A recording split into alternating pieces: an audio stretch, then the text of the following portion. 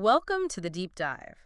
Today we're jumping into something almost every English learner grapples with, that feeling when you can read English fine, but understanding spoken English, that's a whole different ballgame. It really is. It's such a common sticking point. You know the words, you see them written down, but hearing them fly past at native speed, it can be incredibly frustrating. Yeah, super frustrating. So our mission for this deep dive is basically to pull out some real practical everyday strategies. We're thinking of them as like ear training hacks, ways to genuinely boost your English listening. Hmm. We've been looking into a really interesting fluent focus session.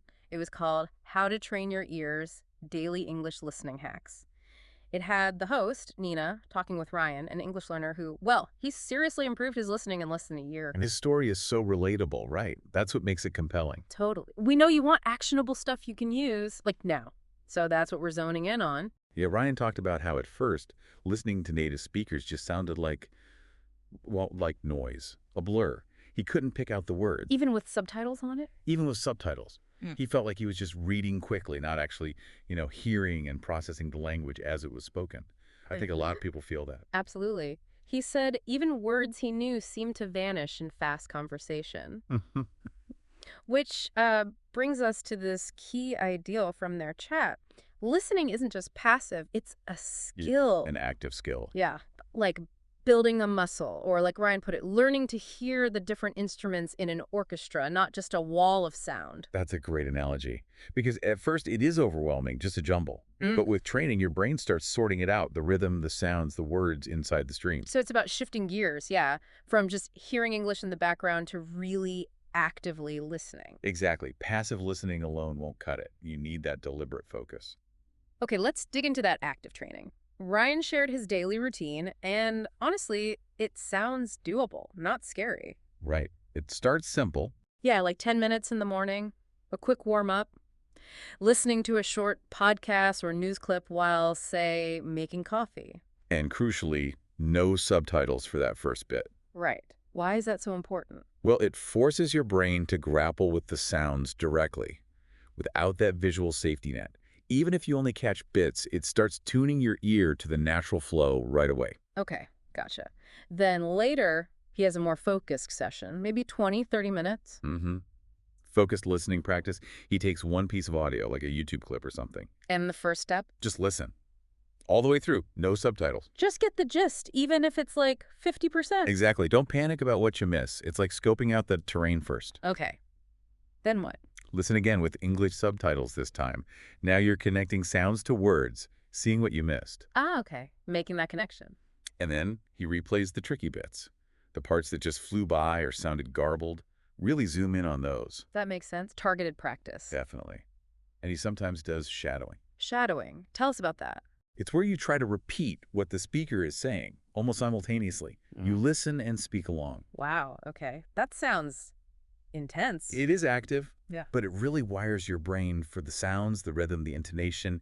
You have to pay super close attention. I can see how that would help. And then he finishes the day with something lighter. Yeah, like 15 minutes of evening chill listening, a TV show, a vlog, something fun, just relaxed exposure. So it's a mix. Focused work, but also just soaking it in. That balance is key, prevents burnout, keeps it sustainable. Yeah. You can't be hyper-focused all day long. Right. Okay, so that's the routine. Now let's get into his specific listening hacks. The first one sounds almost too simple, but slow it down. Yes. Using YouTube's playback speed. Set it to 0.75x, maybe even 0.5x if it's really tough. Does that really help? Doesn't it sound weird? It can sound a little strange at first, but honestly, it's a game changer. Native speech is fast. Slowing it down just slightly gives your brain that extra processing time it needs. Yeah. Makes it manageable. Okay, I can see that. Takes the pressure off. Hack number 2. Listen in chunks. Yeah, don't try to tackle a whole half-hour podcast at once. Break it down. Listen to maybe 30 seconds or a minute. Understand that bit, then move on. Why does that work? It manages cognitive load. Your brain can only handle so much new information at once. Short chunks let you really focus and absorb instead of getting lost halfway through. Like eating an elephant one bite at a time. Exactly like that. Keeps you from feeling overwhelmed. Got it. Next hack, repeat and shadow. We touched on shadowing. Right. This combines repeating short clips, maybe 3 to 5 times, then trying to shadow, mimicking the speaker's sounds and rhythm. So repetition first, then the active mimicking. Yeah, the repetition drills the sounds, the shadowing makes you produce them. It really strengthens that connection between hearing and speaking, gets you feeling the language more. Cool. Number 4 is write what you hear. Dictation, basically. Yep. Pause the audio, write down the sentence you just heard, then check it against the transcript. Ooh, that sounds challenging, but really useful for catching specific errors. Incredibly useful. It Yeah. forces you to focus on every sound and how words connect. You quickly find out what you're consistently mishearing or missing. I bet. Okay. And his last main hack, use English subtitles first.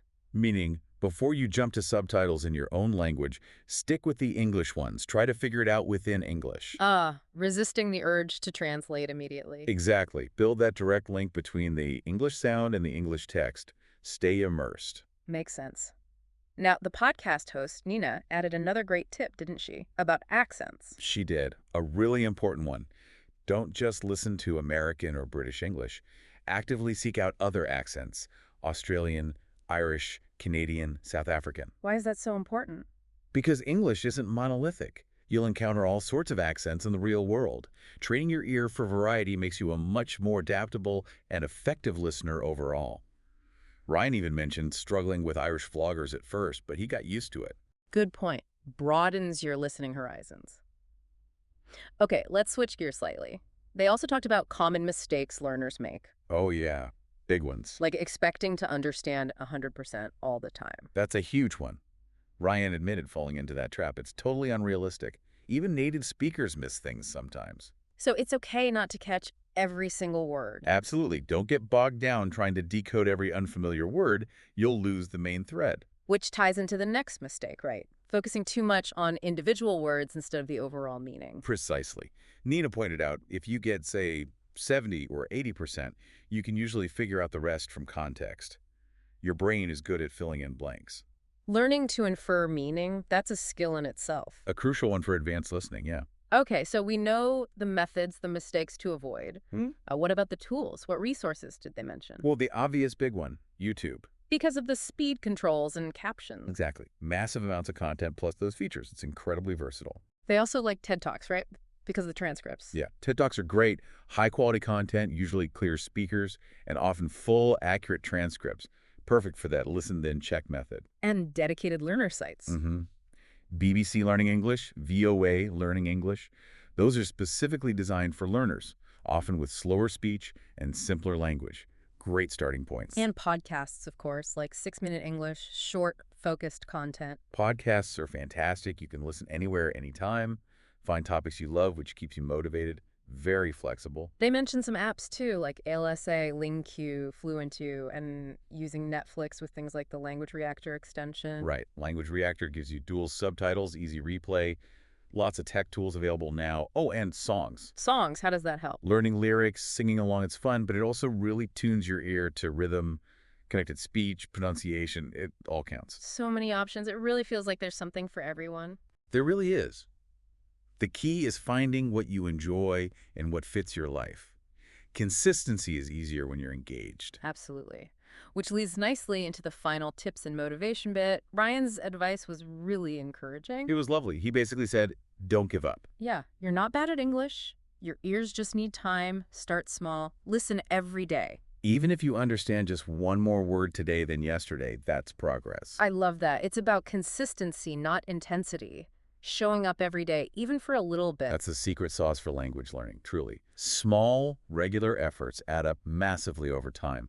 Build the habit. He also said every minute of listening literally makes your ears stronger, like exercise. It does. You're training your brain's auditory processing pathways. And he talked about that amazing feeling. Oh, yeah. When suddenly you understand a whole sentence and you weren't even trying that hard. That breakthrough moment, it's so rewarding. It proves the effort is working. So wrapping up our deep dive here, the big takeaway seems clear.